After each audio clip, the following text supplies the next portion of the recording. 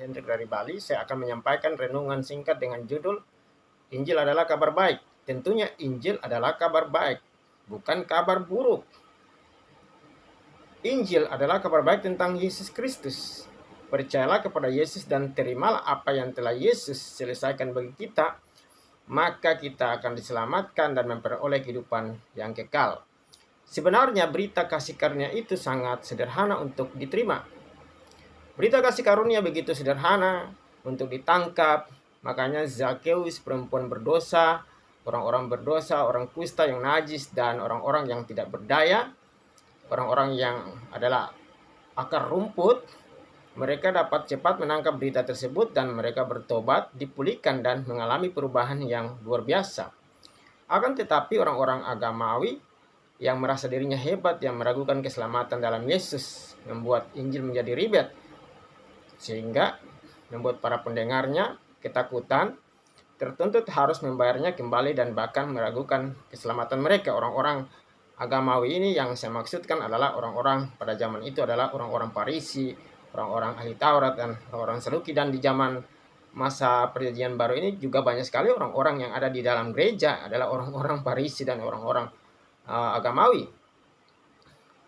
Padahal pesan kasih karunia itu sangatlah sederhana. Pesan kasih karunia itulah yang membuat kekristenan itu berbeda dengan keyakinan yang lain. Jika kita berbicara tentang moral, etika, perbuatan baik, hukum, dan aturan, jangan ini dan itu, bedanya dengan keyakinan yang lain apa atau dengan agama yang lain apa? Allah Perjanjian Baru membangun hubungan dengan manusia melalui dan dalam pribadi anaknya sendiri, yaitu Yesus Kristus. Bukan lagi dengan seperangkat hukum yang ditulis di batu yang beku dan mati. Yang menyebabkan berita kasih karunia sulit ditangkap adalah karena manusia kurang percaya bahwa hanya cukup dengan menerima dan mempercayai Yesus, maka mereka akan diselamatkan. Kita akan diselamatkan, kita akan dikuduskan, kita dibenarkan, kita dipulihkan, kita diangkat menjadi anaknya, kita diselamatkan, kemudian kita menerima hidup yang baru, menjadi ciptaan yang baru, menerima hidup yang kekal. Suatu saat kita akan mati, tetapi kita tidak mati selamanya. Kita akan bangkit.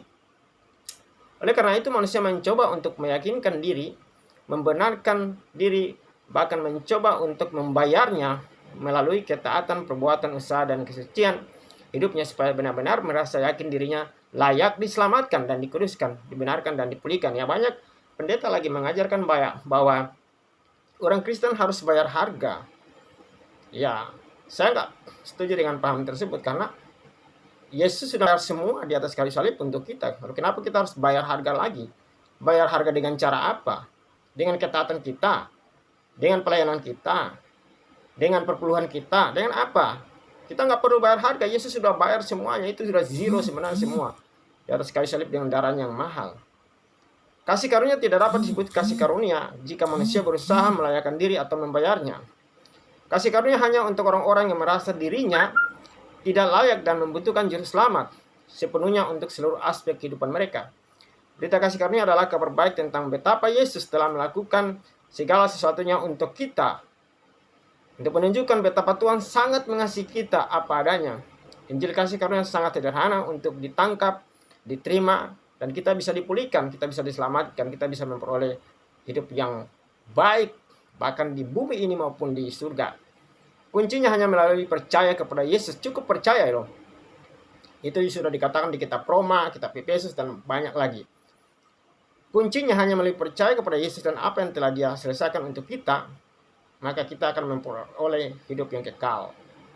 Di bumi ini kita diberkati, di surga juga kita sukses. Tuhan Yesus memberkati kita semua dan sampai berjumpa di video-video yang berikutnya. Saya Pastor Hendrik. Terima kasih sudah menonton video saya. Tuhan Yesus memberkati semua.